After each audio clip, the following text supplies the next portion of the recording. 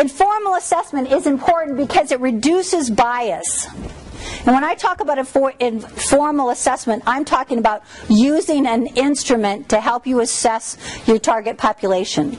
Actually using one of the instruments that are available out there. It aids you in legal challenges.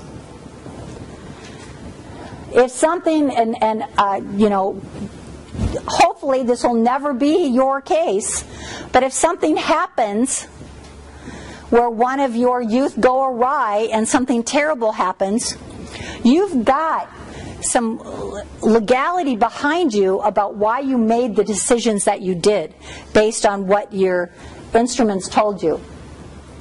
As I said, it helps you better use your resources in terms of guiding that decision making about what that youth needs or doesn't need.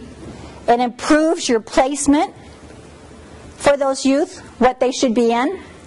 And it can lead to enhanced public safety. Going back again about knowing their risk alone won't improve public safety. Doing something about that risk will improve public safety. So once you know what the problem is, you want to do something about the problem. And that improves your public safety. Does that make sense? So, well, this kind of...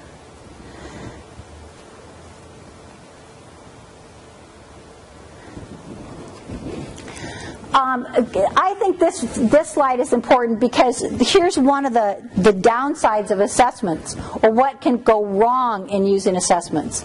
Assessment instruments that are not validated or normed to your new population. There are lots of really, really, really good assessment instruments out there, but guess what? An assessment instrument is only as good as when it's specific to your population.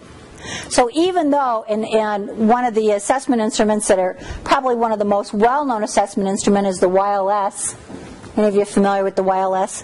One of the most researched instruments out there, the YLS, validated numerous times by different researchers. It still is only as good as when it's validated on your population. Now is it, you know, how to improve? It should be literally validated on your population and not just this broad spectrum of a national population. So you want to improve your probability, do what you can. Now, you know, many programs can't afford to do that. Many programs can't afford to have an instrument validated on their population. So you want to make the best decision you can with the dollars that you have. So at least you want to go with the researched, validated instrument. But if you want to notch it up a level higher, then you get it validated on your population. Does that make sense? Anybody have any questions about that? That's the ideal, the real and the ideal. Individuals are assessed, then everyone gets put into the same program. Yes?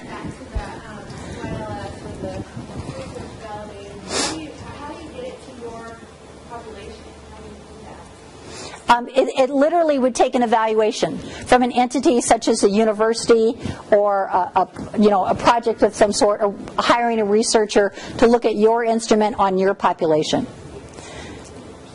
So let's say you've been using the YLS for the last 3 years. They come in and they look at how does your scores compare to scores on a national level, what's the fidelity in which you apply that instrument, things to that nature is how they would go about that. And again, I just want to be clear about the fact that these aren't my words. No, I have that disclaimer. Don't blame me. Blame the researcher. These aren't my words. I'm taking this directly out of the research. One of the other things that says the big thing that goes wrong with assessment instruments, people say, oh yeah, we do assessment instruments, but then you still have a cookie cutter program. That you don't pay attention to what the instrument said, you make everybody do the same thing anyway. That's a problem. You're not going to get good results. Errors occur even with the most efficient, effective and efficient instruments. What that means is, again, the idea about if you haven't trained your staff, if you don't check on fidelity, if you don't know they're applying the instrument the way they should be, asking the questions the way they should be, there's even errors with instruments. I mean, they're not an end-all to be-all. And choices of assessments does not reflect the important organizational considerations or philosophies. What this basically is saying is you choose the instrument because that's the fad instrument, and really not an instrument that's going to get at the population that you're trying to get at. So it's basically saying there's lots of good instruments out there. Don't get caught up in what's the latest fad. Get caught up in what do we need to assess our population with the intent and purpose of our program. There was a study that was conducted in Ohio. I have to remember what this acronym stands for.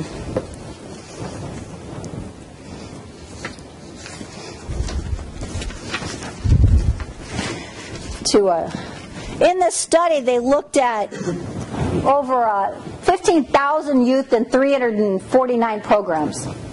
And what it did is it compared youth that were in the community, that were in kind of local facilities, and then that were in kind of state-run facilities. I'll show you the results in terms of what this says.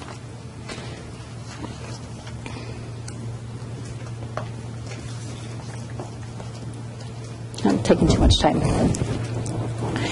What you're looking at here is this first one. It talks about low risk kids. Okay, these kids have been assessed as low risk. The first are kids that were supervised directly in the community. This kids. The second was in a community facility. So these were low risk kids that either got put into the community or got put into a facility. What you see here is recidivism. So what you're looking at is low-risk kids who got put into facilities had a higher probability of recidivism than low-risk kids that were supervised in the community. That goes back to what I said earlier about you over-supervise a low-risk kid and you increase their probability for recidivism. That's exactly what this demonstrates here. You look at the second one, moderate risk kids. Community, local facility, institutional setting. Look at what happened to the recidivism rate for institutional settings. The recidivism rate for moderate risk kids went up significantly when they were over-supervised. Now I got high-risk kids that I'm putting in the community. I'm under-supervising these high-risk kids. Their probability of recidivism, their actual recidivism, went up significantly.